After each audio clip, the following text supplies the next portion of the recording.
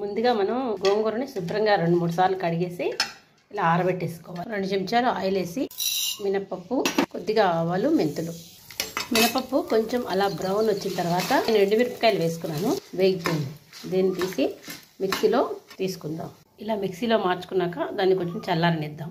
గోంగూరని వాడ్చి పెట్టుకున్నాం కదా, దీన్ని బాండీలో నూనెలో వేసి అది మగ్గుతూ ఉంటే కలుపుతూ మనం పక్క నుంచి ఇందాక తీసి పెట్టుకున్న పోపు ఉంది కదా, అందులో సాల్ట్ వేస్తున్నాను, పసుపు, కొద్దిగా పచ్చి వెల్లుల్లిపాయలు.